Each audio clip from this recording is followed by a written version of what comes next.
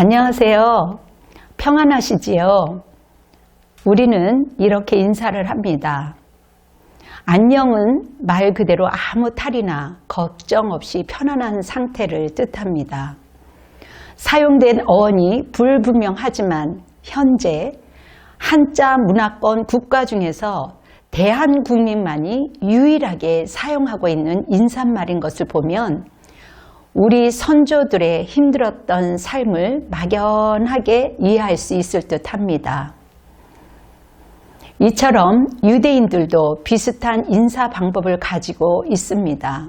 샬롬, 본문에 나오는 한글 표현으로 평강이라는 뜻인데요. 유대인들의 역사도 우리 역사와 비슷한 역사를 가지고 있습니다. 우리보다도 아주 작은 영토를 가지고 있지만 전략적으로 중요한 길목에 위치하고 있다 보니 이 민족의 침입과 공격이 계속되었습니다. 그러다 보니 그들은 서로에게 샬롬을 빌어주어야 했으며 그것이 인사가 된 것입니다. 본문 말씀은 부활하신 후 예수께서 처음으로 제자들을 만나시는 장면인데요. 그때 예수님께서 사랑하시는 제자들에게 평강을 빌어주십니다.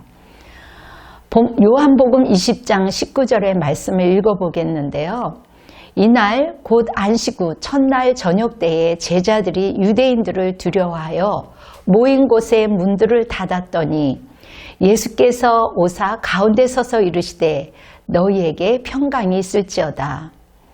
부활하신 주님은 제자들을 만나시며 처음 하셨던 말씀이 너희에게 평강이 있을지어다.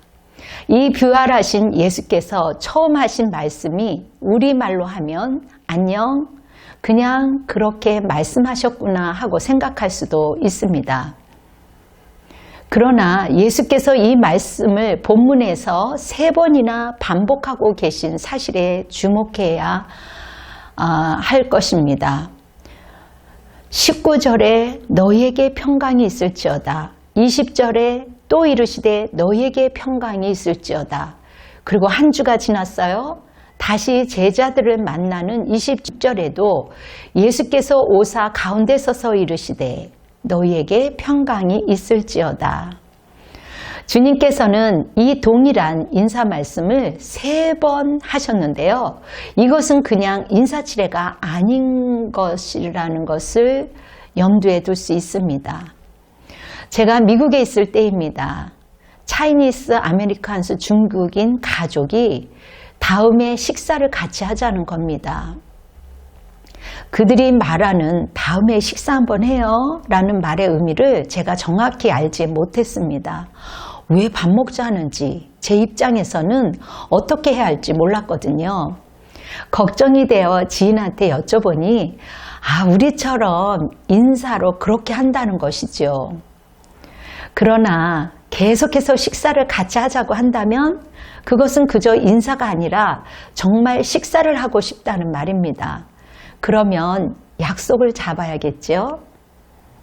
오늘 본문에서도 주님께서는 계속해서 3번이나 너희에게 평강이 있을지어다 라는 말씀을 하셨습니다. 이 반복된 이 인사는 이제 그냥의 인사를 넘어선다고 봐야 하겠지요. 이것은 분명한 의미를 지닌 말씀으로 받아야 합니다. 주님께서 오늘 말씀을 통하여 그의 제자들에게 빌어주신 샬롬, 그 평강이 우리 가운데 넘치기를 소망하며 그 의미에 대하여 좀 더 묵상해 보겠습니다. 첫째, 모든 두려움과 근심, 걱정을 이기는 하늘의 평강입니다. 주님께서 빌어주신 그 샬롬의 평강은 모든 두려움과 우리 안에 있는 불안, 걱정을 이기게 하는 하늘의 평화를 말하는 것이지요. 오늘 말씀 19절을 보면 제자들은 온갖 두려움에 가득 차 있었습니다. 예수님을 일반적인 스승, 그 이상 스승이었겠지요. 그리고 그들의 주님이었습니다. 그리고 보호자였습니다. 그런데 주님께서 십자가에 처참하게 죽으셨습니다. 그리고 그분의 무덤까지 훼손되고 시체까지 도둑 맞았어요. 그리고 한때 귀신 들려 정신 나갔던 마리아는 다시 정신이 나갔는지 죽으신 그들의 스승 예수와 대화를 나눴다라는 거예요. 정말 두렵고 혼란스러운 상황이었습니다. 그들은 모임 장소의 문들을 꼭 잠가놓고 어찌할 바를 모르고 있었습니다. 닫힌 곳을 뚫고 그들 앞에 예수께서 오신 것입니다. 그 막힌 벽을 뚫고 그 두려움을 뚫고 그 혼란을 뚫고 그 슬픔을 뚫고 말입니다. 그리고 그들을 향하여 이렇게 인사를 건네신 것입니다. 너희에게 평강이 있을지어다. 계속해서 3번이나 너희에게 평강이 있을지어다. 너희에게 평강이 있을지어다. 너희에게 평강이 있을지어다. 그들은 즉시 평강을 넘어서는 기쁨을 누릴 수 있었습니다. 이 말씀을 하시고 손과 옆구리를 보이시니 제자들이 주를 보고 기뻐하다라는 말씀이 있습니다. 여러분, 제자들이 얼마나 기뻤겠어요. 두려웠던 마음이 안정감으로 변했을 겁니다. 그렇습니다. 주님께서 주시는 평강은 세상의 모든 두려움을 이기게 했습니다. 모든 근심과 걱정을 죽였어요. 그리고 기쁨이 넘치게 했습니다. 여러분, 부활하신 주님은 우리에게 평안을 물고 오십니다. 평안하신 주님을 만나면 모든 것이 역전되지요. 제자들이 그랬던 것처럼 말입니다. 여러분, 그렇게 의심이 많았던, 두려움이 많았던, 그리고 회의로 가득했던 도마는 예수님을 만나고 나서 나의 주님이시여, 나의 하나님이라고 고백했던 것을 알 수 있습니다. 누구나 부활하신 주님을 만나면 이러한 위대한 변화를 경험하겠죠. 모든 두려움과 근심을 이기는 평강을 경험하는 것입니다. 이를 위하여 주님은 우리에게 성령을 보내주시는 것입니다. 21절, 22절 말씀입니다. 예수께서 또 이르시되 너희에게 평강이 있을지어다.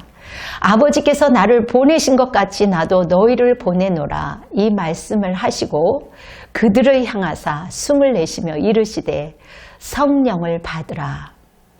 오늘 주님께서 성령을 주시며 제자들을 파송합니다. 그리고 제자들의 선포 가운데 성령께서 역사하면 오늘날 우리도 그 부활하신 주님을 만날 수 있게 됩니다. 그리고 주님께서 주시는 하늘의 평강과 기쁨을 누리게 되는 것이지요. 요한복음 14장 26절, 27절 말씀을 보면 이 사실을 명확하게 알 수 있습니다. 보이사 곧 아버지께서 내 이름으로 보내실 성령, 그가 너희에게 모든 것을 가르치고 내가 너희에게 말한 모든 것을 생각나게 하리라. 평안을 너희에게 주노라. 내가 너희에게 주는 것은 세상이 주는 것과 같지 아니하리라. 너희는 마음에 근심하지도 말고 두려워하지도 말라.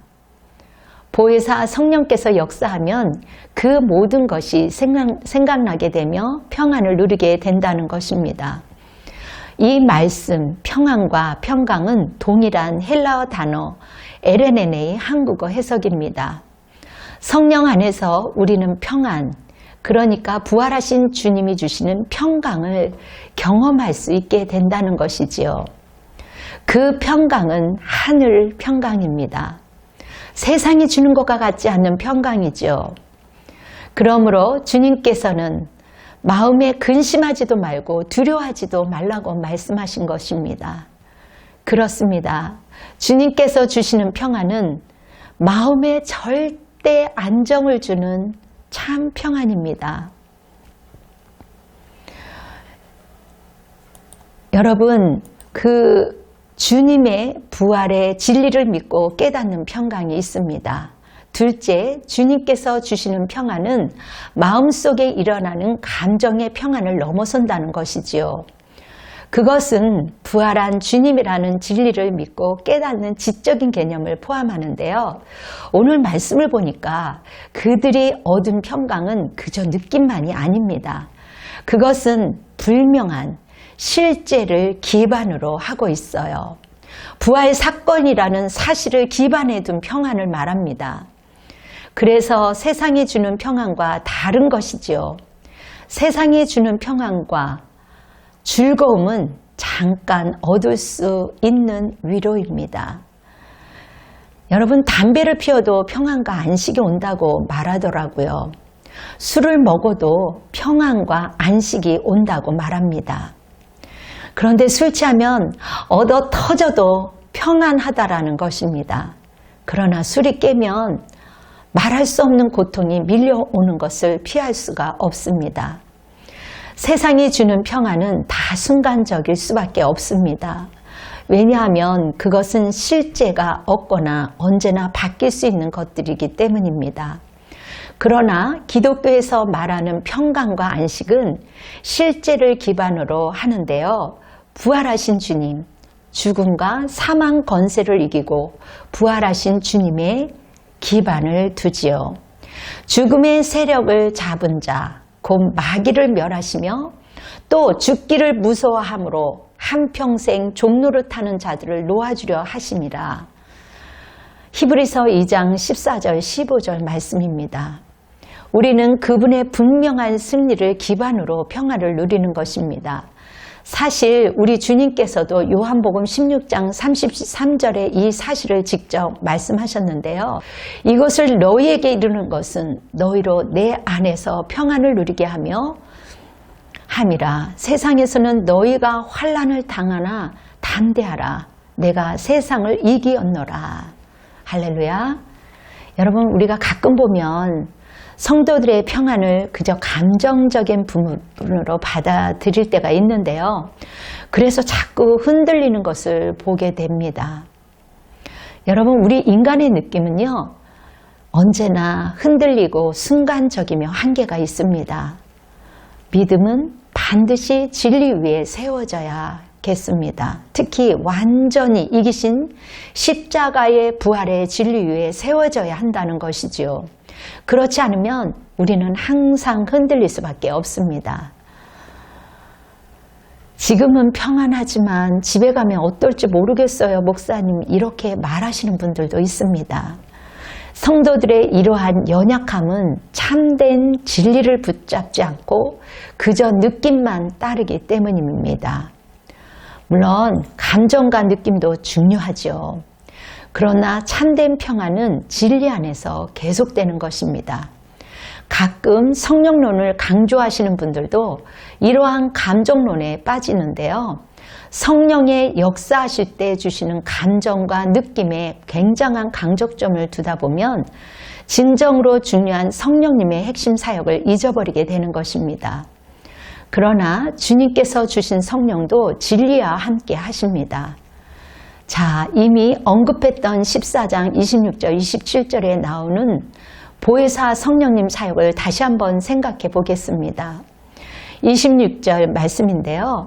보혜사 곧 아버지께서 내 이름으로 보내실 성령, 그가 너희에게 모든 것을 가르치고 내가 너희에게 말한 모든 것을 생각나게 하리라. 그렇습니다. 성령께서는 먼저 진리를 생각나게 하시는 분입니다. 그러면 27절도 이루어지게 되는 거죠. 요한복음 14장 27절에 평안을 너희에게 끼치노니 곧 나의 평안을 너희에게 주노라. 내가 너희에게 주는 것은 세상에 주는 것과 같지 아니하리라. 너희는 마음에 근심하지도 말고 두려워하지 말라. 그렇게 말씀하셨습니다. 주님께서 주시는 평안은 마음속에서 일어나는 감정의 평안을 넘어서 불명한 진리의 부활의 그 기반으로 하는 것이죠. 주님께서 죽음을 죽이고 부활하셨는데 우리가 그 무엇을 두려워하겠습니까? 그러므로 우리가 담대히 말하되 주는 나를 돕는 이시니 내가 무서워하지 아니하겠노라. 사람이 내게 어찌하리요 하였노라. 여러분, 세 번째, 세상 그 모든 것을 계속해서 이기게 하는 강력한 평강을 우리에게 주셨습니다.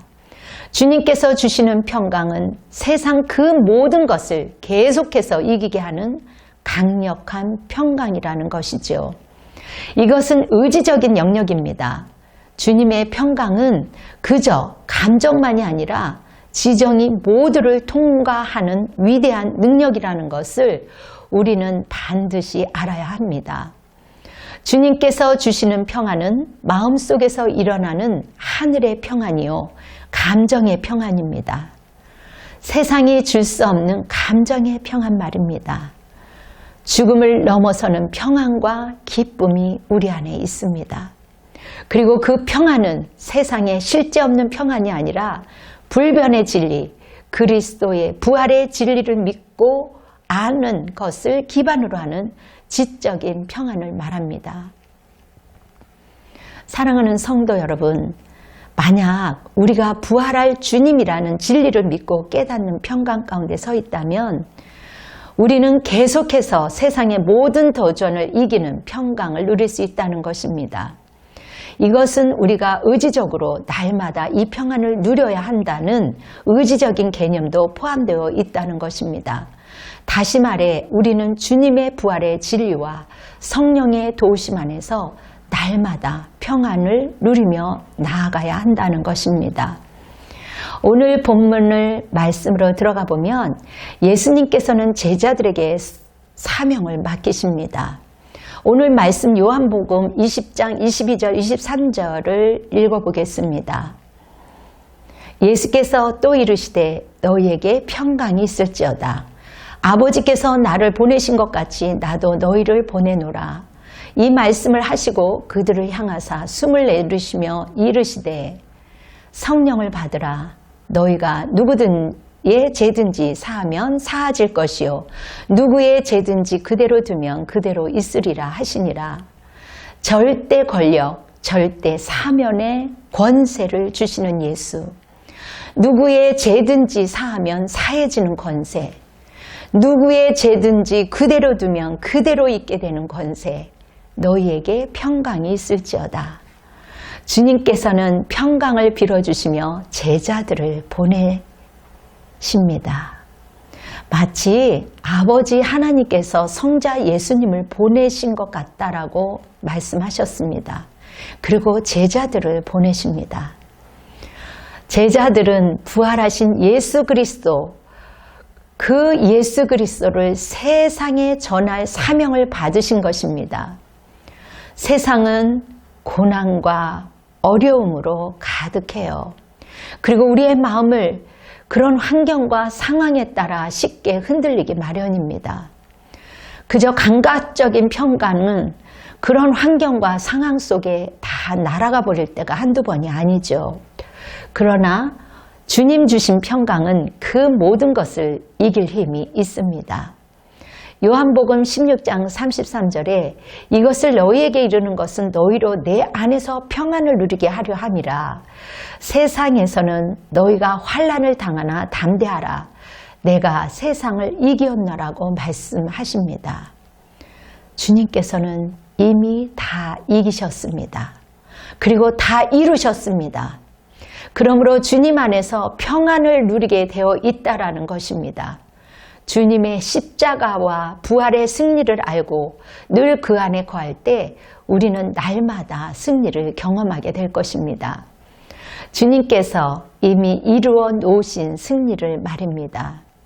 그러므로 주님이 주시는 평강은 우리의 의지를 포함합니다. 우리는 세상의 고난과 유혹에 사로잡혀 있을 것이 아니라 오히려 주님의 승리를 붙잡아야 합니다. 늘 주님의 승리 안에 거해야 합니다.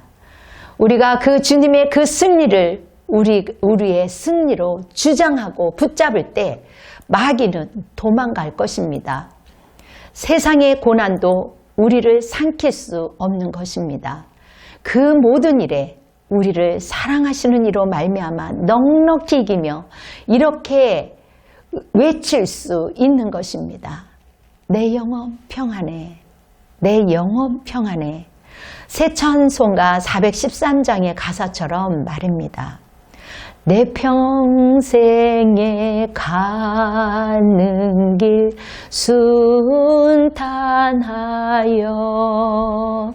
늘 잔잔한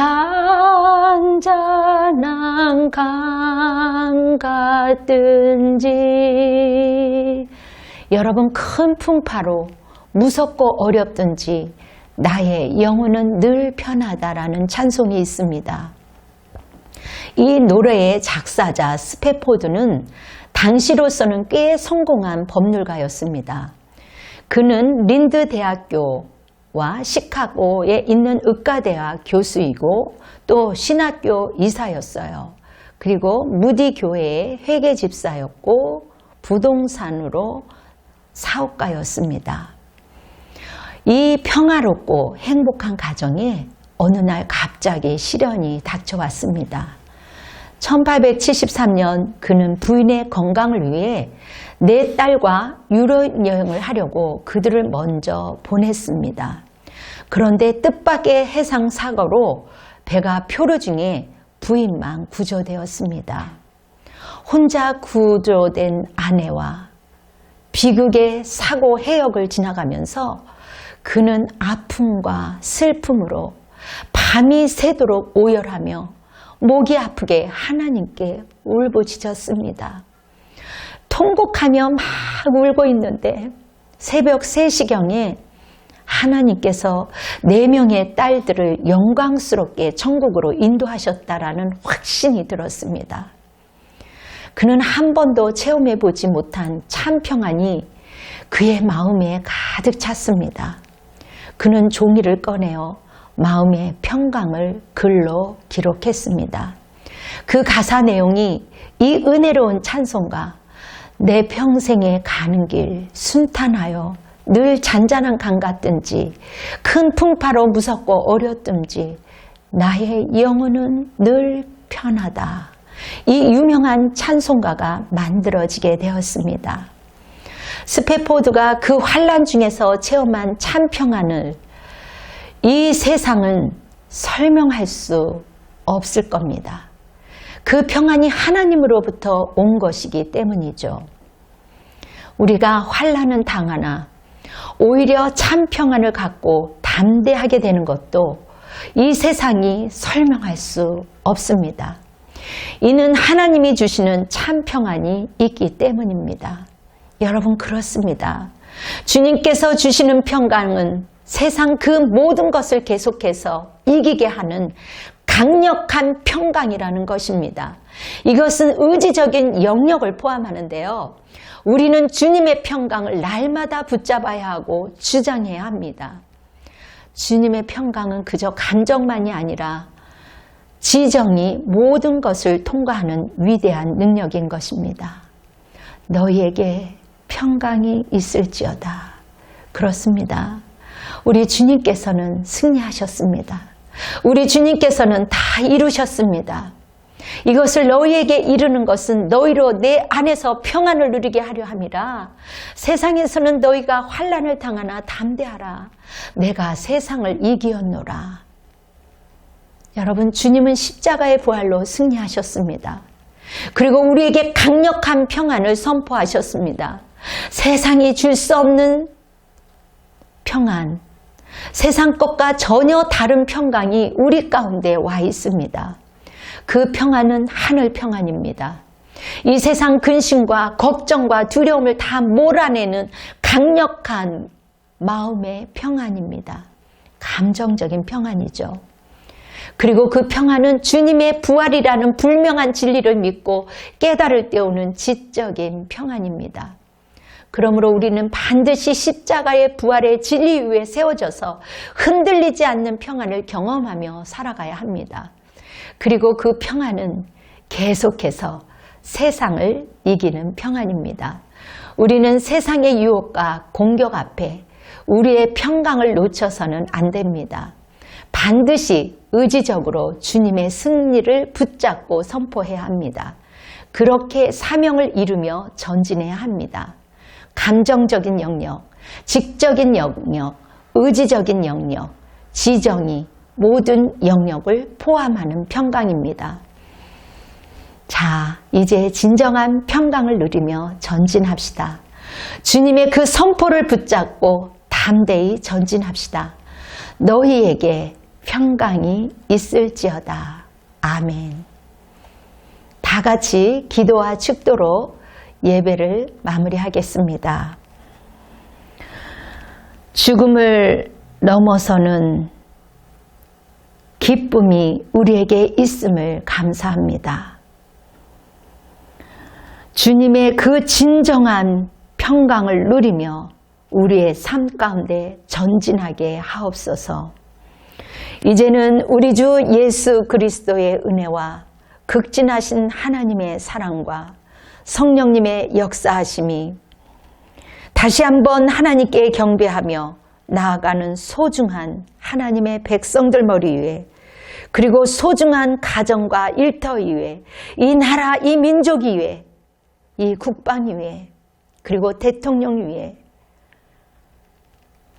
열방 위에 지금으로부터 영원토록 함께할지어다. 아멘.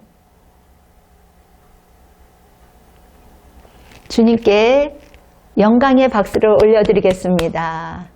여러분 승리하십시오.